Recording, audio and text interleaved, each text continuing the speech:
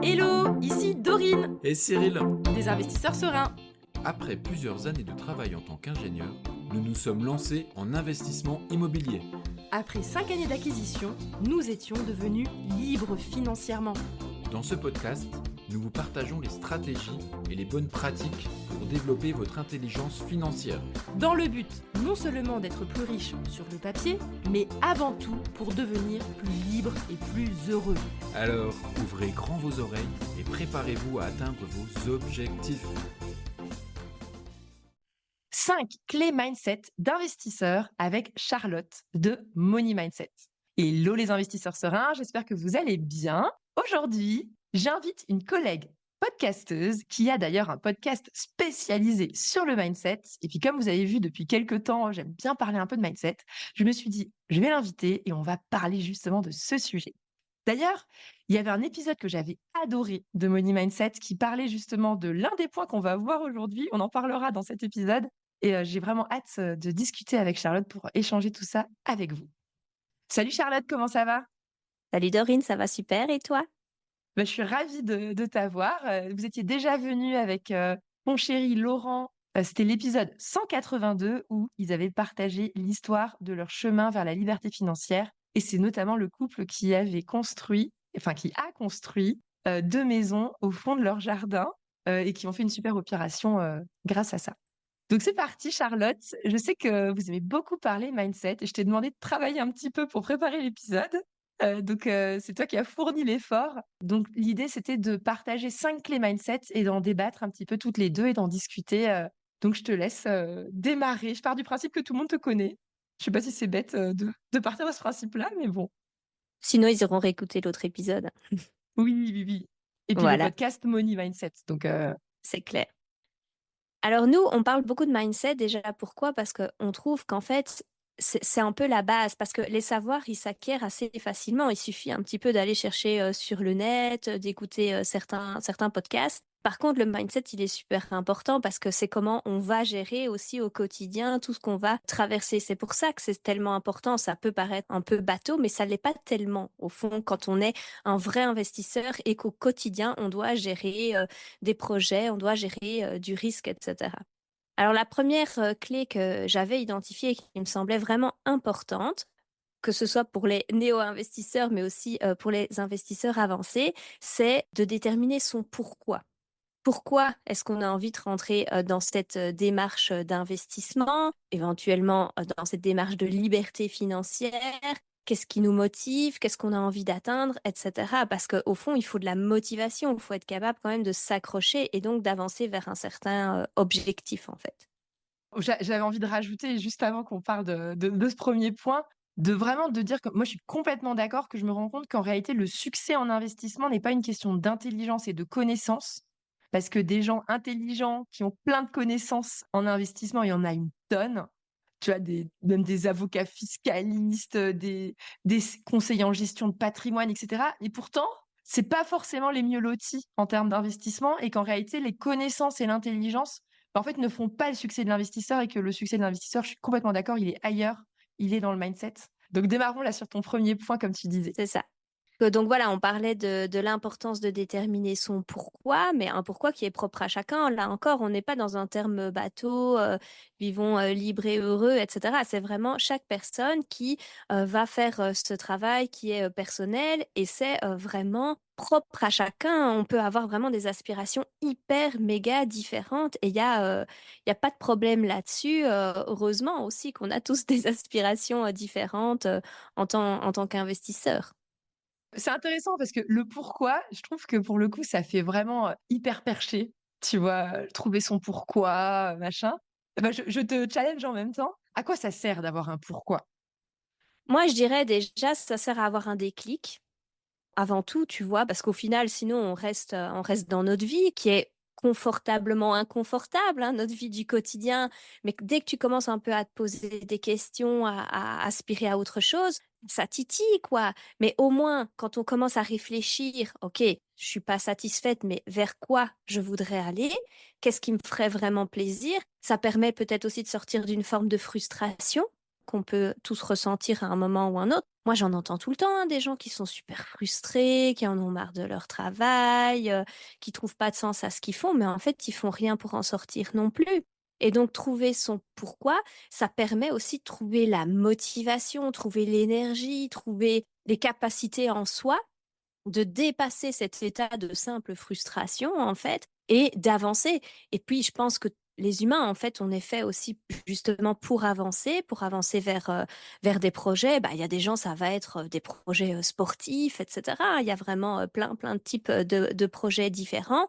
Mais voilà, quand on commence un petit peu à toucher à l'investissement, on peut aussi vite être motivé par d'autres types de projets, d'autres types de challenges. Et oui, c'est vrai que le pourquoi, au début, moi, je ne voyais pas très bien hein, ce que ça voulait dire. Et plus on avance sur notre chemin aussi, plus je le comprends. Hein, et même aussi en tant que parent, par exemple, on comprend aussi notre pourquoi d'investisseur.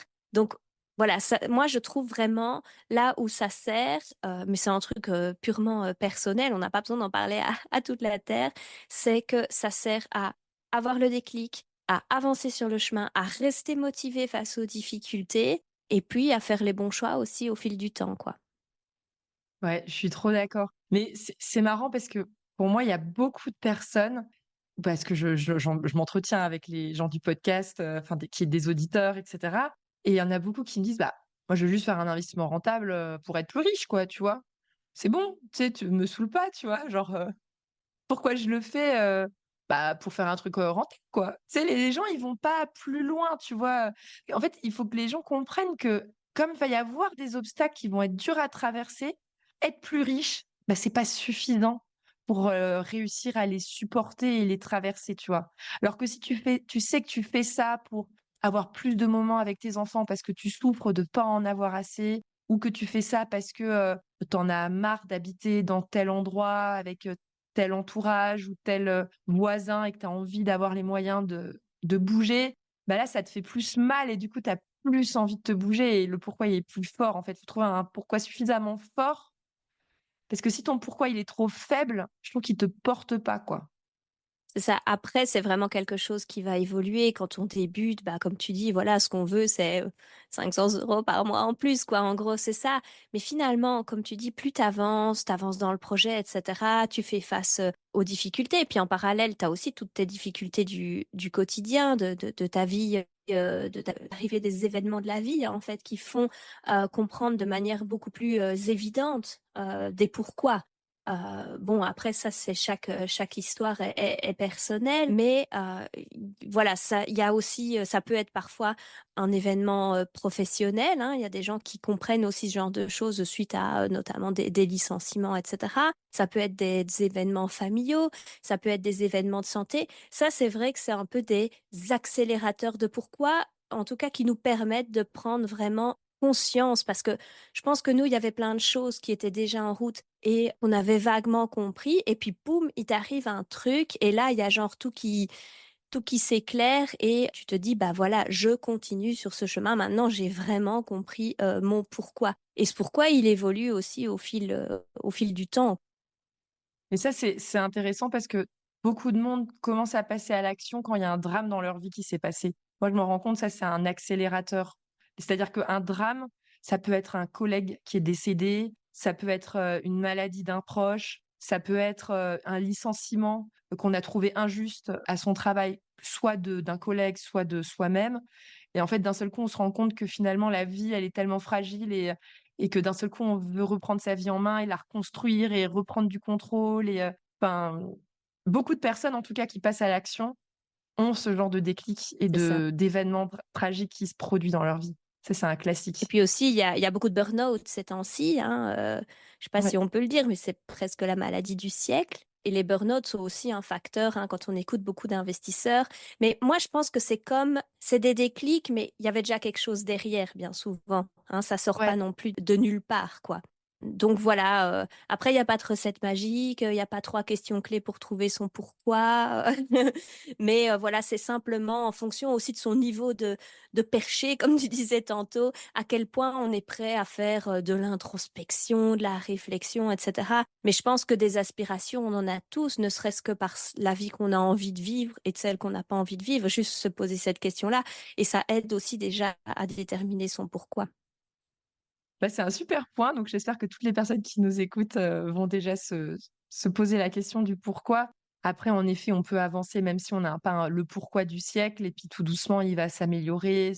Et en vrai, en fait, ce qui est compliqué, moi, je te partage aussi un détail, de ma vie, je te raconte comme ça. C'est que alors le premier immeuble, notre pourquoi, c'était, la retraite, tous nos potes ont déjà quelque chose, nous on n'a rien.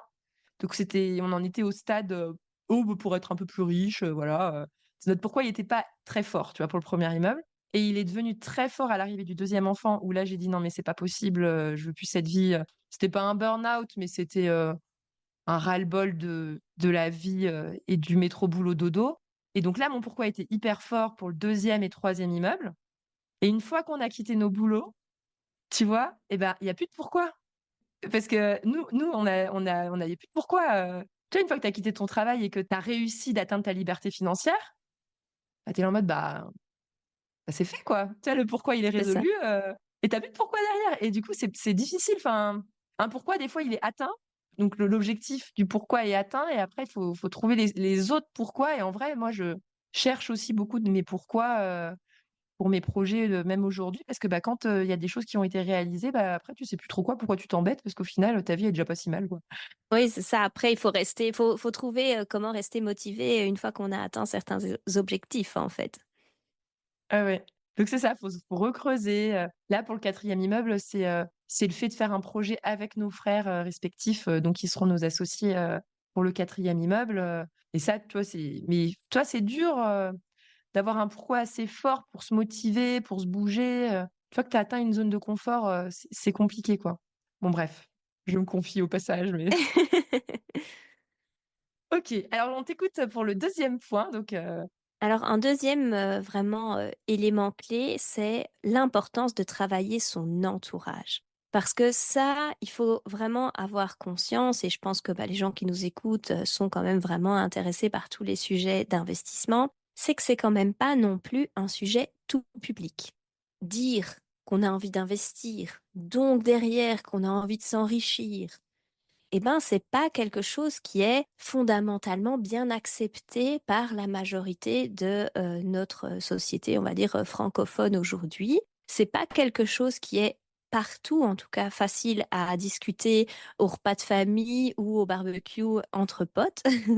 Et donc, il faut réussir aussi en tant qu'investisseur ou futur investisseur à travailler son entourage pour éviter aussi que notre entourage actuel, en fait, nous sabote notre motivation, nous sabote nos ambitions dans nos différents projets. Parce que comme on le dit, hein, on est la moyenne des 5 personnes qu'on fréquente le plus. Donc, si on ne fréquente aucun investisseur, aucun entrepreneur, aucune personne qui a ce genre d'aspiration, eh ben, c'est difficile en fait d'avancer sur ce chemin-là. Et pour nous, ça, c'est vraiment un élément mais fondamental et on s'en rend chaque jour de plus en plus compte en fait, à quel point l'entourage peut être une richesse et l'entourage peut être une forme de boulet aussi, un sacré frein. Donc voilà, ça c'est vraiment un deuxième élément sur lequel j'avais envie qu'on insiste aujourd'hui. mais qu'est-ce que tu conseilles de faire? Est-ce qu'il faut se recréer des nouveaux amis? Enfin, amis, connaissances, écouter des podcasts? Moi, c'est comme ça que moi, j'ai fait beaucoup, hein. C'est-à-dire que j'ai écouté beaucoup d'entrepreneurs pour avoir envie d'être entrepreneur. J'avais l'impression que c'était mes copains, mais parce que je les écoutais, tu vois? Donc est-ce que comment tu conseilles? Parce qu'il y a 2 choses, il y a rajouter des gens et il y a supprimer ceux qui sont nocifs. Voilà, qu'est-ce que tu conseilles? Est-ce que je fais du ménage dans mon entourage actuel ou est-ce que juste je m'intéresse à des nouvelles personnes? Clairement, faire du ménage, c'est toujours nécessaire. Après, ceux qui nous écoutent le savent, nous, on est du genre minimaliste, désencombrement, parce qu'on considère qu'il faut faire de la place pour pouvoir faire rentrer des nouvelles choses. Et ça vaut aussi pour les relations sociales, en fait. toute façon, si on est déjà full tous les week-ends, si on a déjà des barbecues et des repas de famille tous les week-ends ou toute la semaine, il n'y a plus de place pour de nouvelles personnes dans la vie. Et si en plus on va à des événements, des repas et tout, où ça nous saoule parce qu'on n'ose pas parler de notre projet, alors que c'est notre... hein, il faut quand même reconnaître que quand tu as un projet, hein, vos projets d'immeubles, etc., quand t'es dedans, c'est toute ta vie.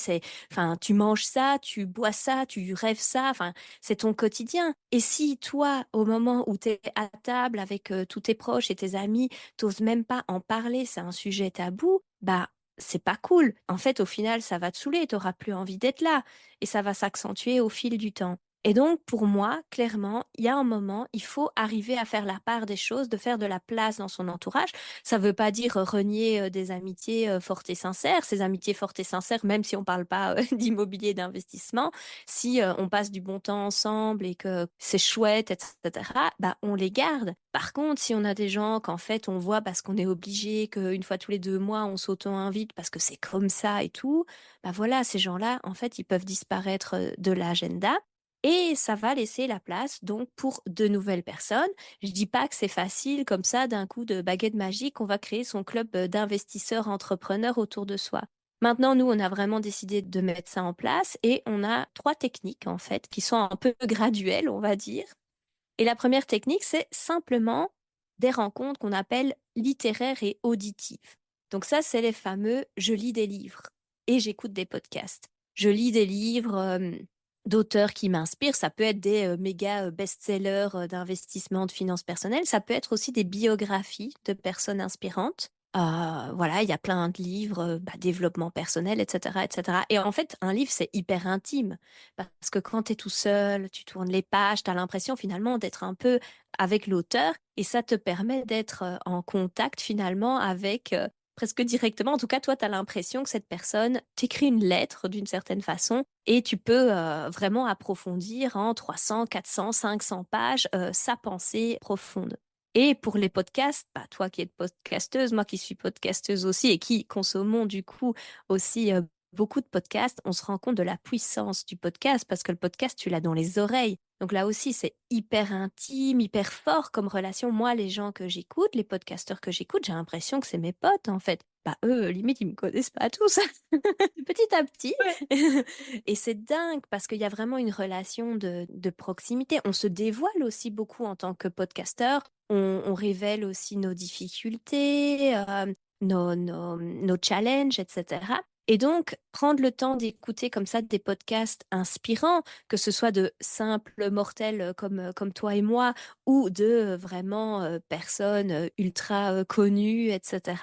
Eh ben, moi, je trouve ça hyper fort. Par exemple, j'écoute un podcast de Gérald Carsanti et de Franck Ferrand. C'est un podcast historique, mais c'est sur le leadership, tu vois. Et Gérald Carsanti est un des grands patrons français spécialisés dans le leadership. Et il développe plein de théories autour du leadership dans ces podcasts-là. Bah, je me dis que moi, je passe du temps avec lui, alors que dans la vraie vie, je ne l'ai jamais rencontré, tu vois. Et donc, je trouve que ça, c'est une première étape un petit peu passive, certes, mais on apprend, on peut découvrir des podcasts et donc des personnes dans 1001 domaines, hein. Ici, on parle d'investissement d'entrepreneuriat, mais ça peut être plein d'autres domaines qui nous intéressent. Et ça, c'est aussi une façon d'améliorer notre entourage parce qu'au lieu d'écouter des gens qu'on va considérer peut-être qui stagnent, qui ne nous permettent pas d'avancer vers nos projets, et ben là, on écoute des gens qui, eux, avancent à fond dans plein de projets différents et c'est hyper motivant, quoi.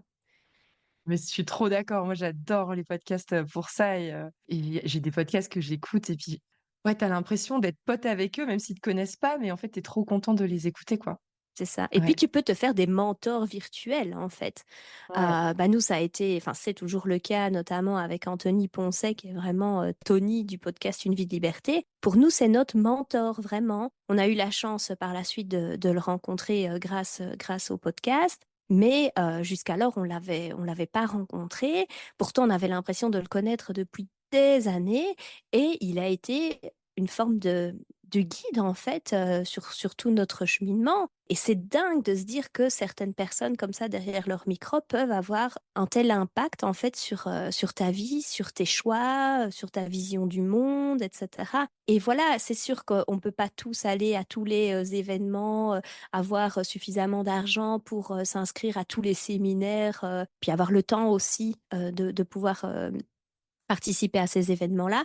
Mais moi, je trouve que c'est une super première étape et qui peut même mettre finalement plusieurs années, en fait, de prendre connaissance, de faire des rencontres, donc littéraires et auditives. Carrément. Donc ça, c'était la première C'est ça. étape.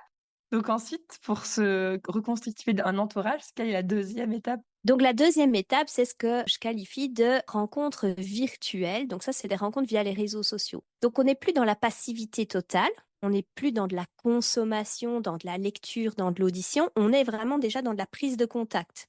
Tiens, coucou Dorine, c'est Charlotte, je t'écris un petit message, j'aime bien ce que tu fais, etc.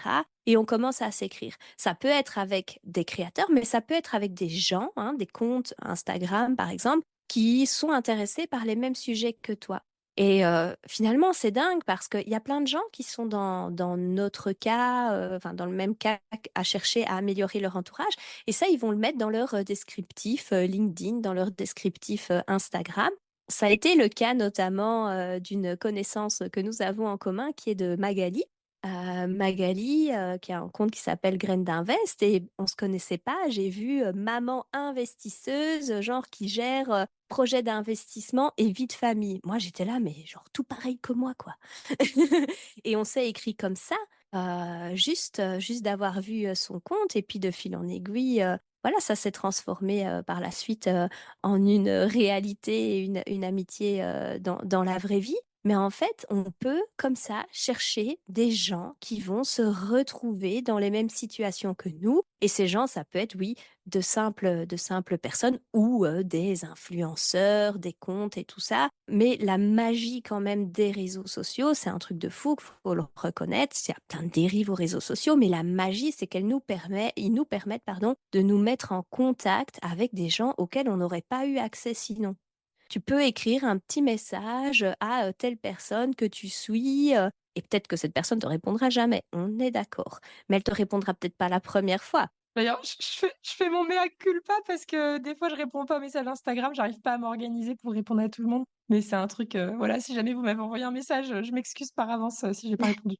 Mais bon, bref. Et donc, si vous avez envoyé un message à Dorine, vous devez essayer une deuxième fois. Ouais, vous renvoyez, comme ça, il y a plus de chances, vous repassez en haut, parce qu'après, ça part les méandres, et puis le truc revient jamais, et du coup, ouais, bon, mais ça, c'est un sujet, parce que comme je culpabilise beaucoup, je le dis souvent dans le podcast, je suis vraiment désolée si je vous ai pas répondu, parce que je m'en sors pas. Mais c'est super, mais c'est exactement ça. Et moi, j'aurais rajouté, je crois qu'il y a les groupes Facebook aussi, tu sais, il y a des groupes comme ça, Discord, gratuits qui existent. Alors, je suis pas hyper forte sur ce genre de sujet, mais je pense qu'il y a C'est des gens ça. Moi non qui. plus, je suis pas très active sur des groupes Facebook. Après, c'est drôle parce que là, j'étais sur un groupe, il y a un mec qui pose une question, j'ai vu la question, je lui réponds, et en fait, c'est quelqu'un qu'on connaît, que tu as rencontré aussi quand on a fait notre événement chez nous et qui était là. Et j'avais même pas vraiment tilté en plus que c'était lui. Donc le monde est petit. Après, c'est vrai que Facebook, bah voilà, enfin, ça commence à s'essouffler aussi pas mal. On n'a pas toujours toutes les notifications, etc. Mais clairement, les groupes comme ça, je pense que c'est hyper puissant. Une fois qu'on est dedans, il y a beaucoup d'échanges possibles, etc. Donc voilà, ça peut être, pour moi, c'est un peu comme la deuxième étape, tu vois, tu as fait du passif et maintenant c'est comme du semi-passif. On n'est pas encore tout à fait dans la vraie vie, on n'est pas tout à fait dans le réel, on reste toujours un petit peu derrière notre ordinateur et notre téléphone, mais ça nous permet quand même d'avoir de vrais échanges, de la réciprocité, ce qu'on n'a pas dans la première façon de changer son entourage. Et puis bon, il y a quand même un moment, on a envie un petit peu d'avoir de réciprocité, quoi. Mais juste pour dire, et je suis complètement d'accord, mais c'est ce que je pense parce que par exemple, les membres de notre club, c'est ce qu'ils vivent aussi, c'est qu'on se retrouve, donc il y a une trentaine de membres, et ça fait vraiment une famille qui est regroupée. Donc il y a la solution aussi du payant, d'intégrer un club ou d'intégrer un groupe d'investisseurs. Alors nous, c'est hyper organisé parce que les gens, ils avancent tac tac dans leurs recherches, enfin, on fait des réunions par thématique et tout, mais en tout cas, ça répond aussi à ça, mais en effet, c'est pas dans le monde réel, même si on parle quand même des vrais projets des gens.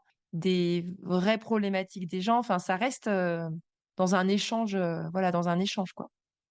C'est ça, oui, les gens cherchent, quand on on parle de communauté gratuite ou de communauté payante. La communauté payante, elle a l'avantage aussi d'être un petit peu plus sélecte, c'est un peu moins pollué, parce que c'est ça que je te disais aussi, ces groupes Facebook, moi, parfois, je screen un peu, je me dis, ouais, bof, quoi, ça, c'est pas toujours, ça vole pas toujours très, très haut, on va dire. Par contre, quand on est dans une communauté fermée, déjà, on est dans une zone de confiance. Hein, on peut oser poser des questions qu'on n'oserait peut-être pas mettre sur un groupe de 12 500 membres sur Facebook. Et puis, il y a une entraide mutuelle qui peut se construire au fil du temps, en fait, entre les différents membres de la communauté, quoi. Donc ça, clairement, c'est aussi... Et puis, on est sûr aussi d'arriver dans une communauté avec des valeurs, des projets, des envies qui sont communs, en fait. Hein. Je suppose que tous les membres de ton club, de toute façon, ils sont là pour faire de l'investissement immobilier, ils veulent une certaine rentabilité, donc ils veulent que ce soit pas non plus trop méga compliqué, etc., etc. Donc, entre eux, ils se comprennent déjà à ce niveau-là, quoi. C'est vrai que l'avantage, c'est que ils sont attirés par ma façon de voir l'immobilier à travers le podcast. Et donc, en fait, les gens qui se réunissent autour de ça se ressemblent aussi, quoi. Enfin, il y a une cohérence dans les membres du groupe. C'est sûr que en fonction, en fait, des personnes chez qui vous allez aller dans les groupes privés de différents influenceurs, ou je sais pas comment on appelle ça, investisseurs publics, en fait, à chaque fois, ils attirent les gens auxquels ils ressemblent. Donc, en fait, c'est très bien d'aller vers des gens qui vous parlent. Je sais pas, il y en a qui sont tatoués, bodybuildés, parce que c'est votre délire. Bah, du coup, vous allez intégrer les clubs des tatoués bodybuildés. Vous retrouvez entre gens qui vont à la salle et qui ont des tatouages. Et puis, du coup, peut-être que vous comprenez mieux. Je sais pas, mais en tout cas, je fais un peu un cliché, mais nous, je sais qu'il y a beaucoup de gens qui ont des enfants, qui sont en couple, qui ont des enfants dans notre club. Après, il y en a qui n'en ont pas, mais ça ressemble, en fait. On attire les gens qu'on ressemble et ça fait qu'on se retrouve. Pourquoi je parle de ça? Parce qu'en réalité, ça me concerne tout autant. Hein. Pourquoi? Parce que moi, en tant qu'entrepreneur, moi, j'écoute beaucoup, j'en suis plus au stade 1 où j'ai beaucoup de personnes que j'écoute en tant qu'entrepreneur. J'ai payé pour être en contact avec des entrepreneurs et donc faire partie de clubs d'entrepreneurs pour me retrouver avec d'autres entrepreneurs. Mais moi, j'ai beaucoup de mal parce que je trouve pas d'entrepreneurs qui ont des enfants qui ont les mêmes problématiques que moi. Donc, en fait, je me retrouve avec des jeunes qui ont pas d'enfants, qui ont 70 heures par semaine pour bosser, alors que moi, j'en ai pas du tout 70 C'est ça. et du coup, je suis désalignée et j'ai plus de mal. Mais enfin, faut retrouver un peu, je trouve, le groupe qui va te correspondre parce qu'il est aussi dans le même délire que toi, dans la même phase de vie que toi et qui comprend. Bon, on en parle longtemps. Je te laisse avancer sur la suite, sur la troisième étape. Et la troisième étape, bah, c'est l'étape ultime, c'est les vraies rencontres, les rencontres physiques, le concret, le réel, parce qu'au fond, bah, voilà, on est tous des êtres humains et l'humain, il a besoin de social, il a besoin de contact. Et in fine, en fait, ces rencontres virtuelles, par exemple, si on a fait des chouettes rencontres, et ben voilà, on passe dans le concret. C'est ce qui s'est passé entre toi et moi. Bah oui. Et on c'était simplement à la base un repas au restaurant suite à une interview qu'on avait fait sur Metz d'Owen Simonin. Après, on s'est vu chez vous, vous êtes venu chez nous, etc., etc. Et en fait, voilà, c'est tout à fait possible de passer du virtuel au réel avec des gens qui sont alignés avec nos valeurs, nos projets, etc. Donc, en entourage, ça se construit et donc un entourage virtuel peut devenir un entourage réel. Après, ça va demander peut-être certains efforts, ça va demander peut-être certains déplacements. Voilà, aller à Metz. Là, je suis en contact avec tout un groupe de podcasteuses. Bah, je vais aller à Bruxelles pour les rencontrer. Ok, je vais faire 2h30 de route pour aller boire un verre, mais j'en ai envie. J'ai envie d'améliorer mon entourage et de rencontrer ces personnes avec lesquelles jusqu'à présent je ne fais qu'échanger par WhatsApp. Donc voilà, mais il va falloir déclencher. Et puis, ça peut aussi, hein, c'est pas toujours nous qui devons monter à la capitale, comme on dit chez nous, mais ça peut être simplement rejoindre des clubs, hein, parce qu'il y en a plein aussi hein, dans la région, des clubs d'entrepreneurs, le BNI, Rotary, JCI, enfin nous, il y en a tout un panel. Maintenant, comme tu dis, il faut voir si ce club rencontrera nos aspirations, notre façon de penser, etc., nos problématiques. Peut-être, peut-être pas, faut essayer pour voir. Moi, pour ma part, je trouve que le mieux, c'est de passer des rencontres virtuelles, ces gens avec qui on a vraiment accroché et de faire tout ce qu'il faut pour les rencontrer dans la vraie vie. Et que, quitte à faire des kilomètres s'il faut, et qu'on se voit moins souvent, mais que c'est des vraies rencontres de qualité, que d'aller dans tous les repas des clubs de sa région, alors que les gens vont peut-être pas correspondre à ce qu'on cherche en fait. Et ça peut être des rencontres en famille et tout ça, hein. On n'est pas que en mode ultra professionnel, etc. Il y a vraiment moyen, je trouve, de construire quelque chose d'hyper qualitatif et hyper chouette à vivre, en fait. Bon, je fais mes petits commentaires au fur et à mesure de l'épisode, mais je suis complètement d'accord avec toi. Et moi, j'avais un frein, et je pense que Cyril aussi, on avait ce frein. Tu sais, il y a le côté où nous, on a 36 et 40 ans. Enfin, Cyril, il vient d'avoir 40 ans, là. Tu sais, il y a le côté où on a nos potes d'enfance, que ça fait 15 ans qu'on a, et on se rend compte que on n'a pas beaucoup renouvelé, en fait, sur les 10 dernières années, entre 25 et 35 ans. En tout cas, moi, j'ai pas vraiment renouvelé, quoi. Tu vois, et en fait, du coup, comme ça fait longtemps que t'as pas renouvelé, tu sais, tu l'impression que c'est plus possible, quoi. Enfin, moi, j'ai eu un frein au départ de me dire: «Ouais, mais on est trop vieux pour se refaire des potes, quoi», tu vois? On a nos anciens potes et on va pas être capable et en fait, je me rends compte, là, au fur et à mesure, en rencontrant des gens, bah, tu les rencontres une fois, une deuxième fois, après tu dis: «Bah, nos nouveaux amis». Tu te dis: «Ah bah oui, maintenant c'est nos amis» et puis tout doucement ça évolue et tu sais qu'en fait, en réalité, tu peux reconstruire des amitiés, renouveler ton entourage et tu pas obligé de rester avec tes potes parce que ça fait 20 ans que tu les connais et de fréquenter que eux, tu peux aussi tout doucement ouvrir et te recréer des relations. C'est pas parce que tu es vieux, comme j'avais cette impression, que tu peux pas te refaire des nouveaux amis, quoi. C'est toujours possible. Alors peut-être que j'étais un peu arriérée dans ma tête à penser que ça devenait compliqué avec l'âge, mais je pense pas, tu vois? Je pense que vraiment on peut, mais ça demande un effort, comme tu dis, surtout si on veut avoir une affinité, entre guillemets, «parfaite» parce que c'est des gens qui sont dans le même cheminement, dans les mêmes conditions de vie et cetera. Parce que comme tu le dis, quand on a des enfants, bah, c'est vrai qu'on s'entend bien avec les gens qui ont aussi des enfants à peu près du même âge. Je sais pas pourquoi, à la fois parce que c'est pratique quand on se voit, ils peuvent jouer ensemble. Enfin, tu vois, il y a un côté, plus investisseur immobilier. Donc en fait, maintenant, tu vois, nos critères de nouvelles amitiés, deviennent un peu plus durs et donc il faut aussi qu'on se déplace parce que, pas de bol, notre voisin, il est pas dans le même délire que nous, donc il faut aller un peu plus loin, quoi. C'est ça. Et on peut aussi vraiment être surpris, en fait, se rendre compte il y a des gens qui ont des aspirations similaires, qui, en fait, habitent à côté. Mais c'est Oui. juste qu'on n'en avait jamais, peut-être parlé avec eux, enfin, à la sortie des classes et cetera. Et ces gens, à un moment, peuvent se révéler et ça peut aussi devenir donc des amis proches. Mais je pense qu'il est jamais trop tard et nous, c'était pas vraiment une question d'âge, mais je dirais que c'était plutôt une question de culture parce que, bah, voilà, nous, on vit au même, plus ou moins, on va dire, au même endroit depuis toujours, au fin fond de la Belgique, avec des amitiés aussi d'enfance, presque depuis. Enfin, moi, si je connais des gens depuis que j'ai 2 ans, entre guillemets, j'ai j'ai fait toute ma scolarité avec eux, etc., etc. Et on a quelques amitiés comme ça, hyper profondes, hyper vraies. Maintenant, il y a aussi des gens qui se perdent. Surtout, bah, comme tu dis, quand tu deviens adulte, chacun commence à faire aussi un peu sa vie. Les enfants, quand ils sont petits, prennent beaucoup de place et ça laisse moins de place aussi aux amis, hein. Je pense que peut-être on les reconquiert plus tard. Mais voilà, il y a c'est pas impossible, ça demande des efforts, ça demande de se dire, bah, je suis prêt à recevoir de nouvelles personnes dans ma vie et je vais, moi, activement, pas attendre que ces gens débarquent dans mon existence et éventuellement, on n'a pas tellement parlé de ça jusqu'à présent, mais c'est aussi aller à des événements du genre, pour ce qui est du monde de l'entrepreneuriat et de l'immobilier, des événements, des séminaires IMO, etc. Et là, on peut faire des rencontres hyper géniales, en fait, et après, ben, avec ces personnes-là qu'on a d'abord du coup rencontrées en physique, on maintient le contact avec les réseaux sociaux notamment, quoi. Et ça, tu sais que alors en termes de mindset, je sais que Cyril, nous, on était allés en 2000, je pense que c'était en 2019, tu vois? Peut-être en 2018, je sais plus, 2019, je sais pas. On était allés à un événement, il s'appelait Pierre Ollier. C'était un investisseur, sur YouTube.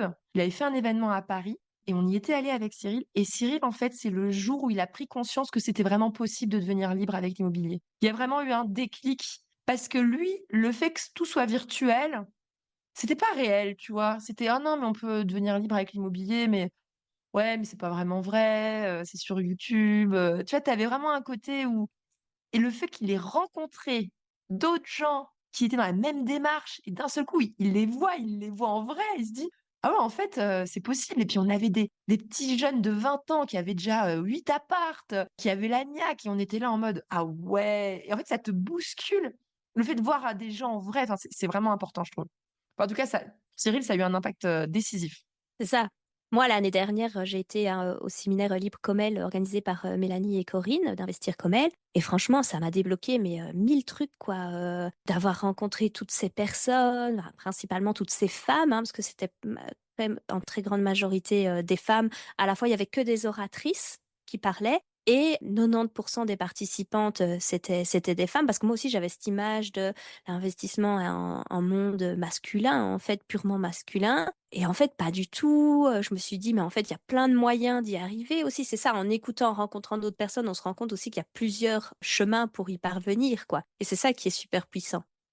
OK, donc là, on a tout compris pour, la partie entourage. On en a beaucoup parlé parce que c'est vrai que c'est important. Je te laisse continuer avec la troisième clé mindset. Donc on avait bien donc je fais un petit récap. La première clé, c'était le pourquoi. La deuxième clé, c'est l'entourage et tu as expliqué les 3 niveaux d'entourage. C'était l'entourage, virtuel, passif, podcast et livres. Deuxième étape, c'était les rencontres virtuelles. Donc quand tu commences à échanger avec des gens, mais de façon virtuelle et le troisième stade, de l'entourage, c'était vraiment de se créer des moments en réel, en physique et même parfois de nouer des amitiés, qui était le troisième stade au niveau de l'entourage. Donc maintenant, je te laisse parler de la troisième clé, mindset. C'est ça. Le troisième vraiment élément important pour nous, c'est de toujours garder à l'esprit qu'il est important de vivre en dessous de ses moyens et donc de ne pas tomber dans le piège de l'inflation du niveau de vie. Donc l'inflation du niveau de vie, c'est quoi? C'est plus je gagne, plus je dépense. Et quand on est investisseur, évidemment, dès le départ, déjà, faut pas tomber là-dedans, parce que pour pouvoir investir, il faut de l'argent. Et puis, il faut pas tomber dedans une fois aussi qu'on a plus d'argent. Évidemment, on peut dépenser quand même plus. On a le droit d'avoir une vie plus confortable sur base de nos investissements. C'est aussi le fruit de ce qu'on a construit. Maintenant, il faut toujours garder à l'esprit que ça ne doit pas non plus dépasser nos revenus d'investisseurs et surtout si on a encore derrière une volonté de continuer à investir. Et on peut très très vite en fait tomber dans ce piège-là. Enfin, la majorité des gens, hein, des personnes lambda tombent dans ce piège de l'inflation du niveau de vie. C'est comme ça qu'on est élevé en soi. C'est comme ça que la société nous éduque. Voilà, tu gagnes plus, tu dépenses plus, tu as une plus grosse maison, tu as une plus grosse voiture, tu vas plus au resto, tu achètes plus de fringues, etc., etc. Donc voilà, ça pour nous, c'est vraiment un élément qu'il faut garder à l'esprit dès le départ et tout au long de son chemin d'investisseur. Ouais, je suis complètement d'accord avec toi, complètement. Parce que la base, c'est d'avoir des économies de côté. De toute façon, quand tu démarres, moi, je j'aime pas du tout les gens qui disent qu'on peut faire de l'immobilier quand on n'a pas d'argent de côté, parce que je trouve que c'est un peu, utopiste et que si tu as pas réussi, surtout si tu as 30 ans, que ça fait, 8 ans que tu travailles et que tu as toujours pas réussi à mettre 10 000 € de côté, c'est qu'en vrai, tu as un vrai problème de fond déjà sur ta gestion financière. Donc vaut mieux tu t'occupes déjà de ta façon de gérer ton argent et de réussir à baisser ton niveau de vie plutôt que de te lancer. Enfin, moi, c'est plus mon avis. Je trouve que d'avoir des finances saines et de réussir à mettre de l'argent de côté, je suis complètement d'accord avec toi, c'est la base. C'est ça. Et puis tu sais aussi hein, que quand on mène des projets immobiliers, quand on parle d'immobilier, on ne parle pas de 500 euros ou de 1 000 euros. On parle plutôt de 10 000, 20 000, 50 000, 100 000, 200 000, 500 000. Voilà, les chiffres dont on parle, c'est pas rien du tout. Et donc, il faut à certains moments avoir la capacité financière de sortir des grosses sommes d'argent dès le départ dans l'investissement immobilier pour financer hein, les frais d'acquisition, etc. Mais derrière, il y aura encore plein de trucs à payer et je trouve qu'il y a une forme d'ignorance. En fait, les gens, certains vont être prêts, par exemple, à payer les frais d'acquisition. Ils auront préparé tout cet aspect-là.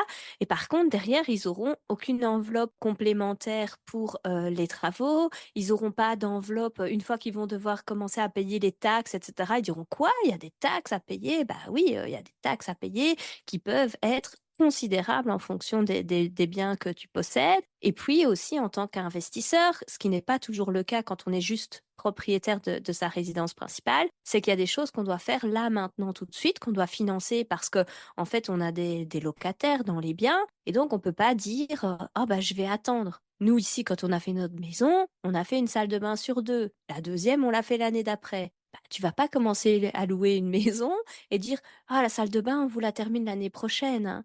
Ça marche pas comme ça. Tu mets en bien en Bah, c'est ça. location. Il faut que, enfin, tout est fait, quoi. Et si quelque chose casse, hein, nous, on l'a déjà expliqué dans notre podcast, un jour, on a changé une chaudière, l'autre était bonne, on a mis une nouvelle chaudière. 3, 4 mois après, la deuxième chaudière a pété. On avait une locataire en place, elle nous téléphone. Bah, dans la semaine, il faut remplacer la chaudière, quoi. Et là-dessus, bah, tu dois sortir du cash, quoi, direct, alors que tu en avais déjà changé une 3 mois avant. Et il faut payer, il faut assumer ses charges financières derrière. Et pour être capable de faire ça, tu es obligé de gérer tes finances personnelles correctement, de vivre donc en dessous de tes moyens, peut-être d'avoir une capacité à générer de l'argent rapidement ou d'avoir une sacrée épargne de côté, etc., etc. Il y a différents moyens. Je dis pas que tout le monde doit avoir toujours 100 000 euros de côté et nous, c'est pas vraiment notre cas non plus. Mais voilà, c'est quand même un élément fondamental pour tenir le coup et faire face aussi aux aléas de la vie d'investisseur, quoi. Et alors, si on devait mettre un chiffre, parce qu'en fait, ce qui est compliqué, c'est ce qui est marrant, c'est que moi, j'aime bien parler avec les gens. Et il y a des gens, ils sont super mignons. Enfin, je les trouve mignons. Du coup, ils sont là. Non, mais moi, je fais très attention.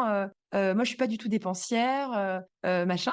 Parce qu'en fait, c'est rare, hein, quelqu'un qui dit qu'il est dépensier. C'est comme dans la vie quand tu demandes l'accident de voiture, c'était la faute à qui? Moi, il y a déjà 20 personnes que je connais qui ont fait un accident de voiture. Les 20 me disent que c'était pas de leur faute. Alors que statistiquement, bah, forcément, il y en a qui c'est de leur faute, tu vois. Ou en tout cas, qu'ils ont une part de responsabilité. Et donc, il y a des personnes pareilles qui disent non, mais moi, je suis pas du tout dépensière, je fais super attention. Mais en fait, pour moi, il y a un moment donné, il y a la réalité en face. Et quel est le chiffre? Moi, j'aime bien poser un chiffre. Tu vois, par exemple, si tu gagnes 3 000 € par mois et que ça fait 10 années que tu travailles, en théorie, tu devrais avoir accumulé, alors je sais pas, il faudrait que je fasse un calcul, mais il faut que tu aies mis au moins 300 € par mois, même 500 € par mois pendant 10 ans de côté. Donc, il faudrait faire un calcul rapide. Donc, tu as au moins 50 000 € de côté. Donc, si tu as 35 ans, que tu travailles depuis tes 25 ans et tu n'as pas réussi à accumuler 50 000 €, sachant que tu n'as fait aucun investissement au passage, parce que évidemment, si le mec a enchaîné des investissements et qu'il a dû faire fondre sa trésorerie au fur et à mesure, etc. Mais si tu n'as rien fait en investissement et qu'en 10 ans, tu n'as pas mis 50 000 € de côté alors que tu gagnes 3 000 € par mois, bah là, c'est un fait. C'est que tu as vécu au-dessus de tes moyens et tu n'as pas mis de côté suffisamment, tu vois. Enfin, je sais pas si tu es aussi stricte que moi. Moi, je suis un Oui, peu stricte, hein. moi j'ai pas de chiffres, mais j'ai jamais de chiffres. Je t'avoue que nous, les chiffres, on en est complètement sorti de cette théorie. On a fait plusieurs épisodes là-dessus parce que hein, tu as toujours ces espèces de cadres qui disent hein, 70-20, machin, etc. Enfin, tu as plein de gens qui disent ou 6 mois d'économie de côté, etc., etc.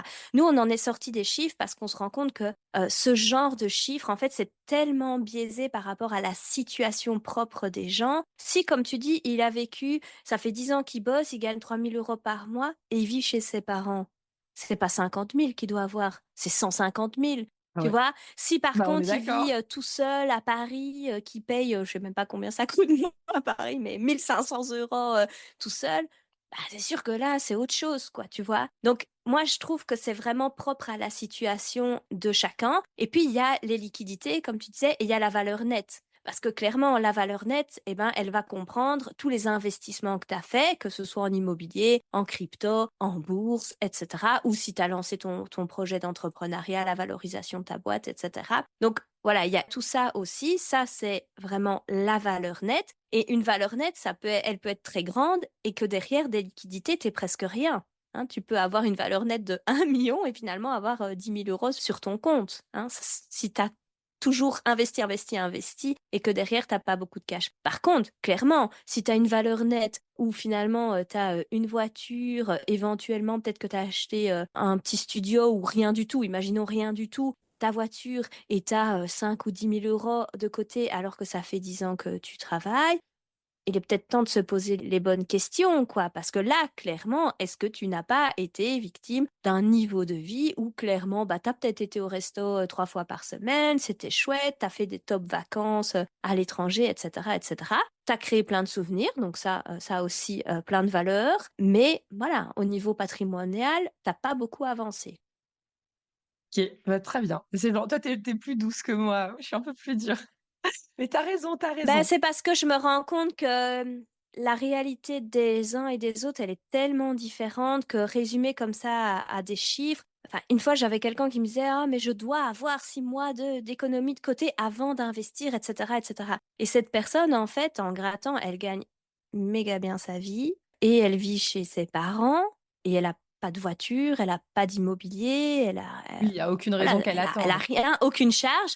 Donc j'étais là et t'as pas besoin d'attendre d'avoir 6 mois de ton salaire qui est conséquent avant de faire ton premier investissement. Tu n'as aucune charge, aucun risque en fait à supporter. Donc tes 6 mois, t'en auras jamais besoin. En tout cas là maintenant dans ta vie actuelle. Donc genre go quoi, go, investis, vas-y, fonce. Que bah, des situations comme vous ou comme nous avec 2, 3 enfants, de l'immobilier que tu dois sécuriser, etc. Bah, clairement, il faut avoir plus de liquidité quoi. Exactement. Mais en tout cas, c'est le point que moi je veux vraiment mettre en avant, c'est qu'il faut se méfier de l'impression qu'on a de soi-même, parce que des fois, elle est erronée. Beaucoup de gens ont l'impression d'être économes, mais ils se regardent pas en face, en fait. Tu vois, c'est ça que j'ai envie de. Tu vois, t'as toujours l'impression, mais on va en parler peut-être avec ton point numéro 4 aussi. Voilà. Je te laisse aborder le numéro 4. C'est ça. Alors le quatrième point, donc c'était celui pour lequel tu avais bien aimé l'épisode. Ah oui. Et c'était un drôle de sentiment qu'on a quand on est investisseur. En tout cas, c'est un sentiment qu'on a eu, et si j'ai bien que compris que tu as eu aussi, du Ouais. coup, c'est ce sentiment, qui est très paradoxal, de se sentir pauvre alors qu'on s'enrichit.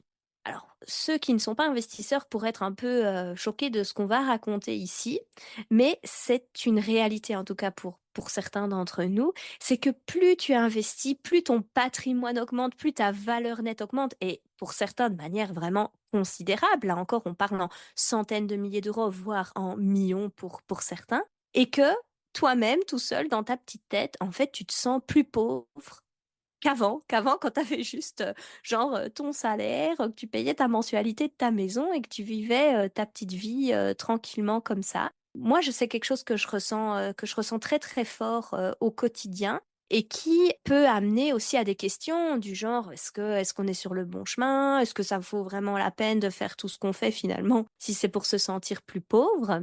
Donc voilà, ça c'est un sentiment assez désagréable, mais qui existe et sur lequel on peut travailler évidemment.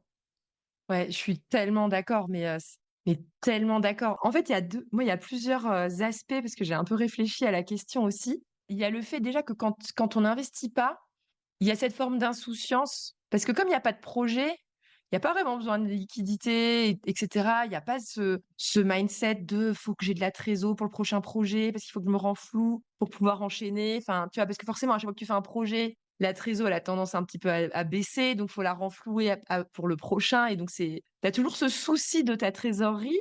Alors qu'avant, quand tu n'avais pas de projet IMO et que du coup, ben, tu vivais comme ça, tu sais, tu te stressais pas. J'ai 30 000 ou 35 000 sur mon compte en banque. Bon, de toute façon, je suis large. J'ai des économies de côté. Je me prends pas la tête. J'ai envie de me faire plaisir. Je me fais plaisir. Et du coup, tu as l'insouciance de celui qui investit pas, quoi. Donc, comme tu dis, tu as plus tendance à vivre au-dessus de tes moyens.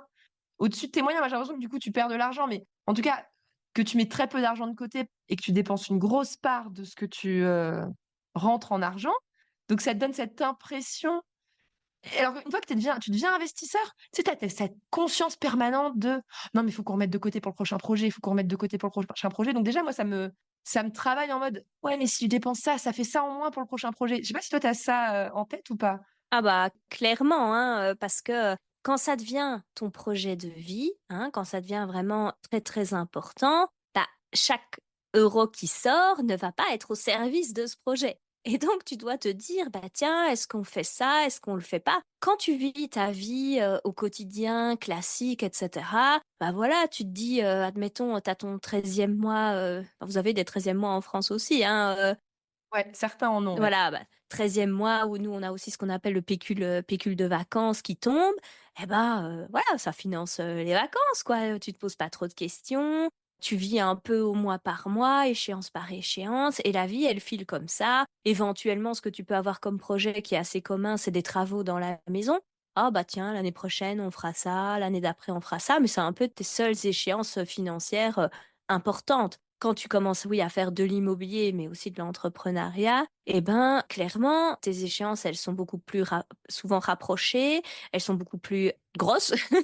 Et tu sais que si tu dépenses cette liquidité, elle ne sera pas au service de ton projet. Moi, j'y travaille beaucoup parce que du coup, ça peut amener à des comportements du genre où tu vis un peu, enfin, tu risques de tomber dans une forme de frustration aussi parce qu'on a quand même tous aussi envie de se faire un peu plaisir. On a tous un petit peu quand même aussi envie d'aller manger au restaurant, de partir en vacances, etc.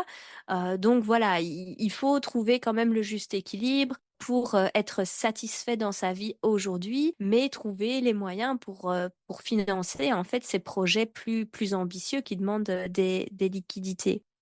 Ouais, je suis d'accord. J'ajouterais que le truc que, en tout cas, que moi j'ai pas mal vécu, mais qui était dur, c'est qu'avec Cyril, on était dans ce délire d'investisseurs, on veut la liberté, on met un maximum de côté. Je préfère faire moins de vacances, moins de dépenses, j'achète pas de nouveaux habits parce que je sais pourquoi je mets de côté, etc. Mais en fait, à côté de ça, tu as ton entourage, le fameux, qui lui se pose pas ces questions et qui gagne autant que toi, mais qui dépense tout ce qu'il gagne. Donc tu les vois pas se prendre la tête, se racheter une nouvelle voiture, à avoir une super résidence principale dans laquelle ils refont la pergola, le machin, la terrasse. Ils se font plaisir et toi, tu es là dans ta location à serrer les dents en mode non mais on va pas déménager parce que ça va augmenter nos coûts, parce qu'on est là pour mettre de côté. Et en fait, je pense aussi qu'il y a la part de comparaison et de décalage que nous, on a eu avec notre entourage, qui a été, en tout cas, tu sens que tu es frustré quand tu commences à critiquer tes potes et quand tu dis: «Oh là là, mais quand même, ils dépensent leur argent pour n'importe quoi» et en fait, quand tu commences à critiquer pour ça, c'est qu'en réalité, c'est toi-même qui es pas au clair parce que tu aimerais le faire à leur place, en fait et c'est pour ça que tu les critiques et que tu as une frustration qui est là, de voir les autres pas se poser de questions et toi, tu te poses des questions, mais toutes les 5 minutes à chaque dépense, quoi. Je sais pas si ça te parle ça ou pas? Ah, moi, c'est pas tellement sur les voitures, les maisons, tout ça, mais c'est sur les vacances. Bah oui, OK, mais chacun son domaine. Depuis, nous, on est dans nos projets d'investissement depuis le jour où on a commencé à travailler. Donc en plus, bon, ça commence quand même à faire un peu long. Mais moi, mes potes, voilà, je suis entourée de grands voyageurs. Moi-même, si j'étais toute seule, je serais une grande voyageuse. Je partirais au bout du monde, et cetera. Et mes potes, enfin, je l'ai fait un peu et eux, ils ont continué à le faire et moi, j'ai arrêté de le faire, en fait. Et du coup, depuis toutes ces années, je suis là: «Waouh, ils sont partis 6 semaines en Australie, ils sont partis, au Vietnam, ils sont partis au Chili» et j'avoue, hein, au fond de moi, à ce moment-là, j'avais la haine. Bah ouais, Et Laurent, mais il oui. comprenait pas du tout parce que lui, il aspire pas du tout. Donc voilà, ça c'était réglé de son côté. Mais clairement, moi personnellement, je l'ai ressenti à ce niveau-là. Et c'est pour ça qu'il faut toujours, comme on en a parlé, garder l'idée de son pourquoi. Parce que là où moi aujourd'hui, ça me réconforte, c'est que je me dis que ce qu'on est en train de construire depuis toutes ces années et qui commence maintenant, on commence à voir les fruits de ces efforts-là. Eh ben, ça fait qu'en fait, dans quelques années, pas encore aujourd'hui, on n'y est pas encore, mais dans quelques années, en fait, cette vie de grand voyageur, en fait, je pourrais peut-être la vivre à fond, à temps plein. C'était pas un intermède de quelques années, parce que finalement, eux, maintenant, ils sont à fond dans la rat race, quoi, entre guillemets. Ils ont pu vivre ça dans leur jeune vie d'adulte, on va dire. Puis pouf, ça s'est arrêté. Moi, j'ai pas pu le faire à fond, mais bon, on a voyagé quand même, mais peut-être pas autant que moi, ce à quoi j'aurais aspiré.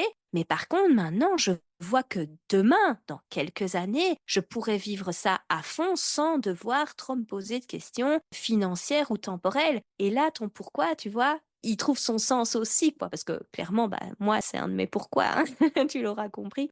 Bah oui. Donc voilà, mais il faut réussir à dépasser ce sentiment. Et c'est aussi un sentiment, en fait, qui est accentué, je trouve, tu me diras si tu l'as ressenti aussi, mais quand on commence à emmagasiner du cash, ça rassure, tu vois, d'emmagasiner du cash. Sauf qu'une fois qu'il est investi immobilier, mais aussi ça peut être dans des produits boursiers, crypto, tout ça, même si on peut les récupérer, mais on sait aussi quand même que ça a des conséquences financières d'aller récupérer tout ça. Eh ben, ils sont sur le compte et puis du jour au lendemain, une fois qu'ils sont investis, ils sont plus sur le compte. Ils nous appartiennent toujours, on est toujours propriétaires. Ils ont peut-être même pris, ça a grossi, hein, grâce notamment aux plus-values latentes, etc., etc. Mais on les a plus, on peut plus les dépenser. Et du coup, ça, c'est quelque chose qu'on a constaté, nous, qui peut, chez certaines personnes, réveiller la peur de manquer. Parce qu'en fait, il y a beaucoup de personnes aussi qui souffrent de cette peur de manquer. Quand on l'avait interviewé à ce sujet-là, Christian Junot nous avait dit que 70, 70% des gens souffrent de cette fameuse peur de manquer. Et quand tu as du cash et puis pouf, que du jour au lendemain, tu l'as investi, que tu n'as plus ce cash, que tu ne peux plus en faire ce que tu veux, ouf, je suis toute pauvre en fait. Ben non, t'es pas toute pauvre. Au contraire, tu t'es peut-être enrichi encore plus. Mais cette peur de manquer, en fait, grossit avec cette perte de liquidité. Ouais, mais ça me alors moi, j'ai cette chance, naturelle de pas avoir la peur de manquer, mais je sais pas, je pense que c'est éducatif ou je sais pas d'où ça vient ou de la nature, mais je sais que Cyril, lui, il l'a beaucoup plus que moi, cette peur de manquer. Mais en tout cas, je comprends complètement cette histoire de trésorerie parce que dès que tu es sur un gros projet, en général, si tu as un projet ambitieux, c'est compliqué de mettre 0 trésorerie dedans. Il y a forcément à un moment donné de la trésorerie qui va sortir et en fait, c'est de la trésorerie que tu peux pas dépenser et tu as l'impression que tu t'es en fait, d'un point de vue matériel, comme tu dis, en termes de dépenses, tu t'es appauvri parce que tu as moins d'argent à dépenser, quoi. Alors qu'en réalité, tu t'es enrichi, mais comme c'est un enrichissement virtuel ou fictif, ou je sais pas comment dire, un enrichissement que tu peux pas palper vraiment encore sur le moment, là, c'est dur. Mais ouais. Voilà, donc on aura fait notre petit moment lamentation C'est de, ça. de personnes qui s'enrichissent et que c'est quand même dur enfin, ouais, qu'il y a des moments difficiles dans le quotidien où on se rend compte que nos choix bah, nous frustrent. Enfin, il y a une forme de petite frustration qui s'installe et qu'il faut réussir à la gérer peut-être en trouvant des soupapes, des C'est ça. plaisirs quand même pour que sur le long terme, ça pète pas non plus, quoi. C'est clair, parce qu'on peut pas vraiment se plaindre. On peut pas dire, oh là là, je me suis enrichie de 200 000 euros cette année, mais qu'est-ce que je suis frustrée, je peux pas aller faire les soldes. C'est pas vraiment le genre de truc que tu peux dire comme ça. Après, c'est peut-être ce que tu ressens Bah ouais, au fond de toi-même. Mais voilà, moi, c'est vrai que je trouve qu'une solution, en tout cas une solution qu'on a appliquée à nous-mêmes et qui est vraiment une forme d'alternative, je dis pas que c'est la solution miracle, mais c'est une alternative, c'est de quand même se trouver des moyens pour se faire plaisir, pour se satisfaire dans sa vie, mais du coup en faisant certains choix. Si pour toi ce qui est vraiment important, bah, c'est d'être bien habillé, bah, c'est ok en fait, alloue-toi un budget pour être bien habillé et on est ok. Si moi de mon côté c'est les voyages comme je vous l'ai dit, eh ben nous on a trouvé des alternatives pour voyager quand même beaucoup moins cher et une fois par an, par contre, on s'offre un vrai beau voyage à deux. Et voilà, proportionnellement par rapport au reste de nos dépenses, c'est un petit peu ridicule d'une certaine façon si on était en pur investisseur. Mais moi, ça me fait plaisir. Je tiens à ce voyage-là. Il m'apporte de la valeur et ça me permet de rester motivée toute l'année sur le reste, quoi. Et donc, voilà, on n'est pas là non plus pour vivre une vie de totale privation. On a le droit de faire certaines dépenses qui nous font plaisir, et deux, de trouver des alternatives moins chères, différentes, et qui remplissent quand même ce besoin, en fait. exactement. Et donc ensuite, tu avais un cinquième point, une cinquième clé mindset, une cinquième et dernière clé à nous partager. Ici, on est plus aussi un petit peu dans un aspect un peu philosophique, on va dire. On repart un peu sur le perché. Mais ce qui est important de savoir, et plus on avance, je trouve, plus on s'en rend compte, c'est que l'important, c'est le chemin, en fait. Il faut savoir que quand on avance hein, sur le chemin de l'investissement, ça prend du temps. Il faut quand même faire pas mal d'efforts. On a un petit peu parlé aussi d'une forme de sacrifice, en fait. En tout cas, certains pourraient le voir comme ça. Et donc, il faut se dire que certes, on a des objectifs qu'on a envie d'atteindre, on a une espèce de but, de quelque chose qu'on veut construire. Mais finalement, est-ce que le plus important, c'est pas de profiter chaque jour de la vie qu'on est en train de se construire, des moments qu'on est en train de vivre, des expériences, des rencontres. On a parlé beaucoup de rencontres aussi, et pas de ne voir que le but final, parce que peut-être qu'une fois qu'on sera arrivé au but, ça sera peut-être pas ce qu'on attendait. J'écoutais l'autre jour des gens qui ont fait Saint-Jacques de Compostelle et ils disent beaucoup de gens qui font Saint-Jacques arrivent à Saint-Jacques de Compostelle et sont hyper déçus de la ville et de la cathédrale, etc. Mais en fait, c'est parce que c'était pas ça qui compte, c'est pas Saint-Jacques qui compte, c'est les 1000 kilomètres qu'ils ont fait derrière. En fait, c'est ça qui a été le vrai cheminement, la vraie valeur et qu'il faut réussir à profiter. Et c'est aussi pour ça que je disais que voilà, il faut pas non plus vivre que dans la frustration, dans l'attente, dans l'espérance. Il faut aussi vivre chaque jour sa vie et en profiter et être satisfait de chaque moment. Nous, d'ailleurs, on essaye de faire aussi un peu le bilan tous les jours de tiens, qu'est-ce qui a été chouette aujourd'hui? Qu'est-ce qui était positif? Parce qu'on a tendance toujours à s'arrêter aussi sur le négatif, hein, sur toutes les difficultés qu'on a à gérer, hein, les problèmes, etc. Mais en fait, il se passe plein de trucs tous les jours qui sont hyper chouettes, que ce soit dans notre vie privée, dans notre vie pro, dans notre vie d'investisseur. Et donc, remettre un peu ça là où ça doit être, donc en avant, quoi, et de se dire, chaque chose que je fais, elle est importante et elle me fait avancer sur mon chemin. Et au fond, c'est ça le plus important, quoi. Ça me rappelle une discussion que j'ai eue il y a pas longtemps avec des copains qui ont joué au loto, tu sais, parce que des fois, tu sais, sur le loto, je sais pas, j'y connais rien, euro million, enfin, j'en sais rien, mais tu sais, t'as des jeux d'argent, je suis pas très douée là-dedans. Et je sais pas, des fois, il y a des grosses sommes, et du coup, ils sont là, ouais, non, mais quand c'est un jour de grosses sommes, là, je joue et tout. Et c'est marrant parce qu'avec Cyril, nous, on joue pas du tout à ces jeux-là. Et puis, on discutait, mais ouais, mais si tu gagnais, ils étaient là, ouais, mais non, on dit pas trop qu'on joue parce que si jamais on gagne, on veut pas que nos potes ils soient au courant parce que sinon ils vont, enfin, tu vois, ils commençaient à se prendre la tête de si jamais on gagne, machin, comment on va s'organiser, tu vois. Enfin, alors que bon, statistiquement, c'est improbable, mais bon. Et avec Cyril, c'est, on se regardait et Cyril, lui, il était clair et net dans sa tête. Il dit, mais moi, en fait, ça me rendrait malheureux. Je ne serais pas heureux à gagner au loto, en fait, parce que t'as le résultat, mais t'as pas eu le chemin. Et en réalité, nous, ce qu'on est heureux en réalité, notre patrimoine, il est valorisé plus qu'1 million largement aujourd'hui. Et en fait, en réalité, la fierté, c'est pas le chiffre.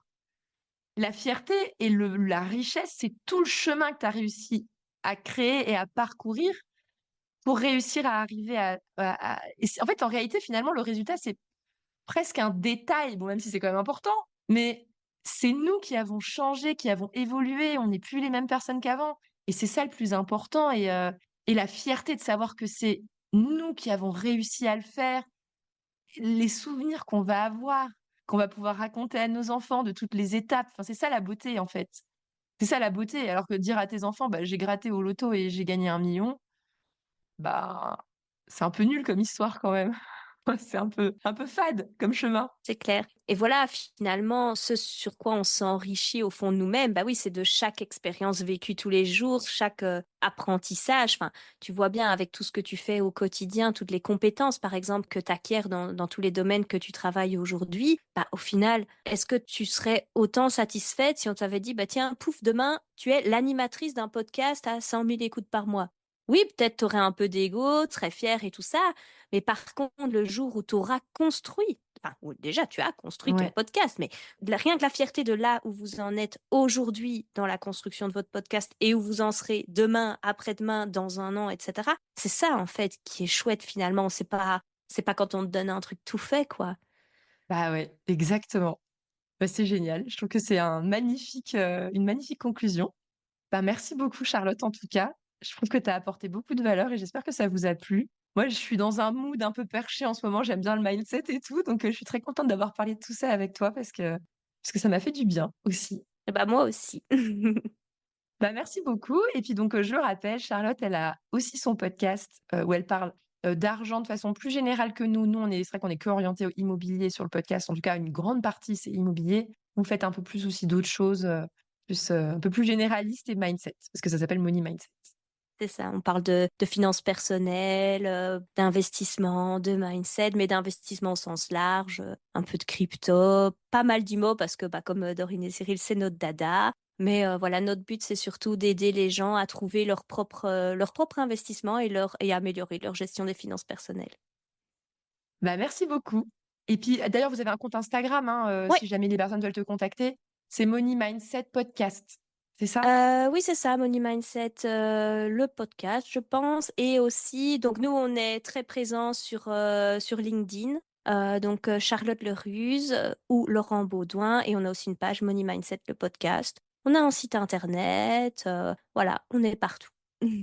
OK, bah, je mettrai tous les liens, tu me les enverras, je les mettrai dans la description du podcast si les gens ils veulent aller regarder tout ça. Bah, merci beaucoup. Salut, salut. Merci à toi.